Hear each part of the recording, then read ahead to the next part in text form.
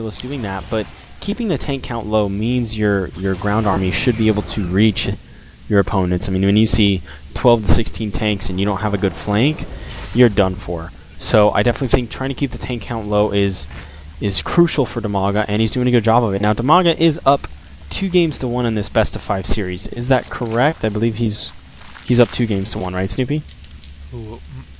What's the score?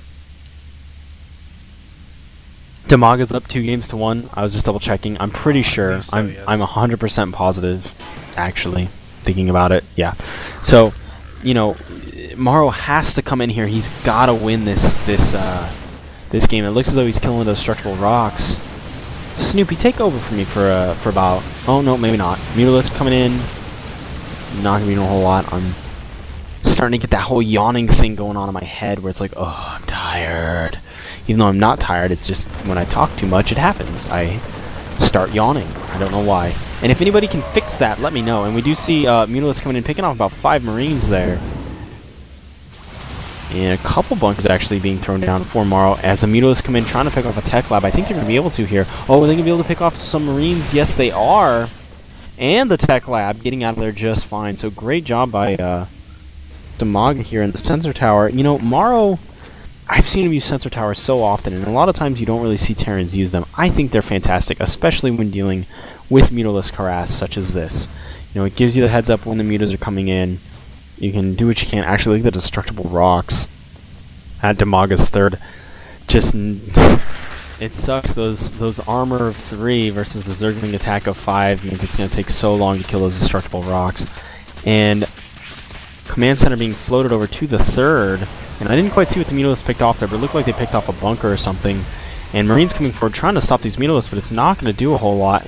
And a planetary fortress going down for Morrow, who kind of lacks anti-air in my opinion. I think if we see a really heavy conversion to just Mutalisk, you might be alright. Coming in trying to pick off those tanks. He's probably going to come in and sweep.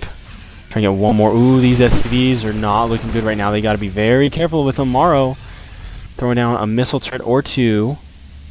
Also throwing in the gas on the high yield expansion, and the Marines just coming forward trying to do some work with those Mutalisk. Oh wow, a couple of bad swipes, and he loses a Mutalisk unnecessarily there. Trying to come over here, pick off maybe some reinforcements. Sees the sensor tower. I don't know if he's going to be able to do too much work on that. And it does look as though the medevac is going to go down. Zergling's coming in now, trying to take this bunker. Banelings as well. Baneling speed has been finished.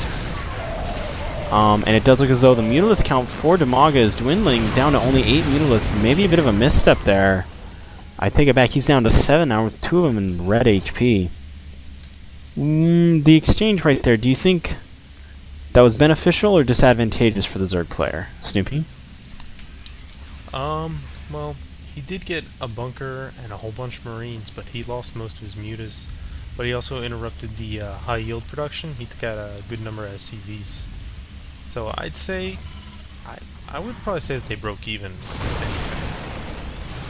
Sounds good. We do have some Mutalisks coming in trying to do work on the siege tanks and medevacs. One medevac going down. Another siege tank is really weak as well. And just good Mutalisk reinforcements coming out from dimaga, who is mining fully basically from his third. Something went down there. I think it was a siege tank, but I looked away for just a moment. Didn't get a chance to see it. 2 missile turrets up for Morrow. Alright, sounds good. And we do see another missile turret going down for dimaga, or for Morrow. So yeah, lots of siege tanks, sensor turret, missile turrets, kind of just slow pushing out to easily take this high yield, and he should be able to defend it no problem on 3 bases. We do have a bunch of Zergling. Yep. Note real quick, and behind Morrow's, I guess that's his 4th or his 3rd, I'm not really sure, the one that's not the high yield. He's got Banelings and Zerglings just set up there. Right, well the Zerg is... Right, the Zerg is looking to flank, as always, or maybe even just kind of Baneling backdoor. And actually, look at the Zerglings coming in here. They're scouting ahead for the Banelings. Banelings coming in from behind, though, and from the left side, and from the front. Mutalisk coming in, and the Banelings tearing through all those Marines. I take it back. The siege tank line decimating the Banelings. And, wow. Oh, man. Unbelievable. Another siege tank does go down, but at what cost? All those Banelings, all those Zerglings, all those Mutalisks just getting crushed by just a very high siege tank count by Morrow.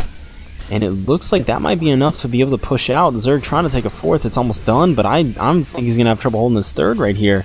Comsat going forward, noticing that the Zerg has not taken the high yield yet.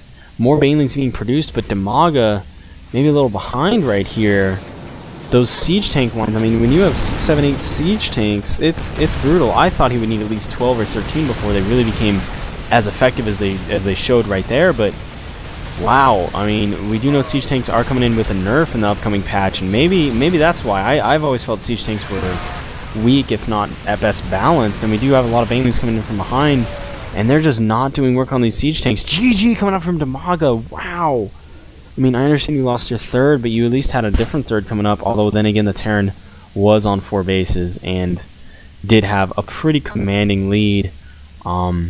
Not a huge fan of GGing before I absolutely know I'm gone, but at least in a tournament. In ladder, you know, it's fine. But here, I don't know, I think, you know what, dimaga was pretty much out of this game. So, GG coming out from him, and Game 5? Are we going to a Game 5, ladies and gentlemen? I think we are. Snoopy, any last words before we move on?